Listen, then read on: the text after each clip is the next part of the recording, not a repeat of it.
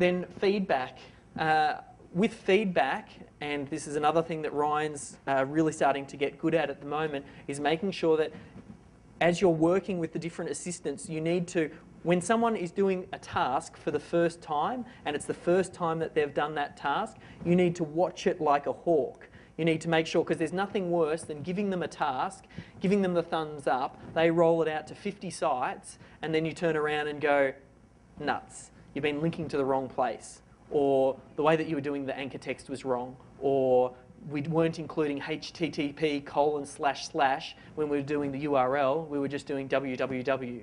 Small things like that can be a little bit frustrating, so you do it on a really granular level first, give them a small piece, quality check it, and then you can start to scale up. That's another key one. With feedback, you need to make sure that you do it regularly. Let me just double check, yeah.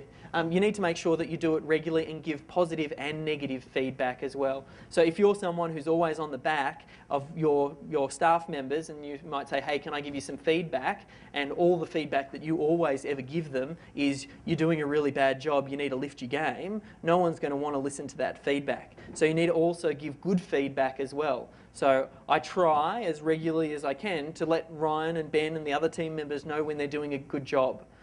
Ryan, the way that you jumped into eSupport and then you upsold that product as a coaching for Grace was really good. And that's the type of feedback that I would give. And you also want to make sure that you do lots of positive, and also that way when you do bring up the negative things, and I don't say it's negative, because it's all about improving your performance for me. Like, that's why one of the expectations when someone first signs up with us, one of the expectations is that you can take good feedback, or you need to be able to take feedback, both positive and negative. Good managers always ask for improved performance.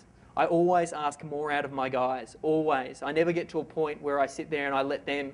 AA players want to continue to grow. How do you grow? You keep on pushing yourself outside of your comfort zone. So I'm always on the backs of my guys to get improved performance. And it's good for them and it's good for me. It'll help them grow. And you just got to make sure that you're asking for that regular improvement, and you're always looking to get better. And Anthony Robbins calls it I think, constant never-ending improvement. And why I don't use the sandwich technique.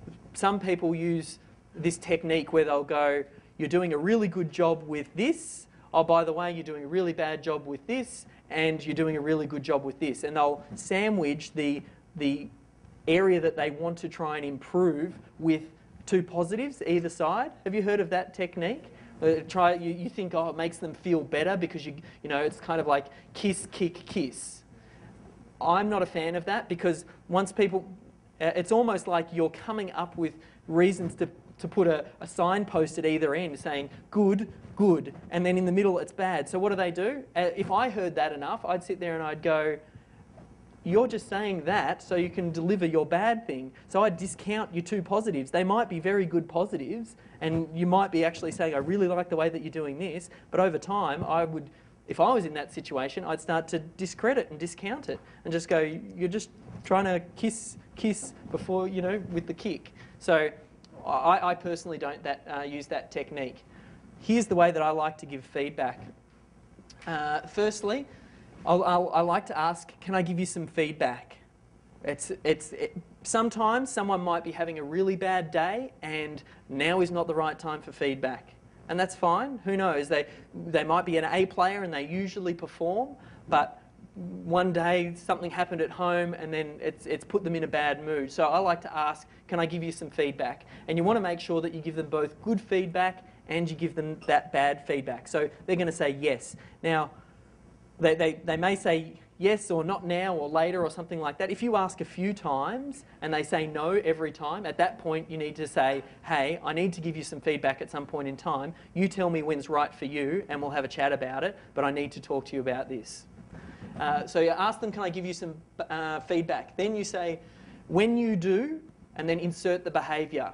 So when you don't quality control or when you don't quality test your own work, so that's when you do insert the cause of the behaviour that you're trying to give feedback on, here's what happens. So when you don't quality check your own work, that comes back. It means that Ryan now has to jump in there and double check your work. So we're doing double work. And then if it filters through and it gets to the client, that makes us look bad. The client is the person who's paying us. So we need to make sure that we keep them happy. So you're telling them, when you do this, here's what happens, and then what can we do next time that's different? And then help get them, they might come up with something, or you can provide your own advice. That's the way to give good feedback, not you're doing this wrong. No one likes to be told that way.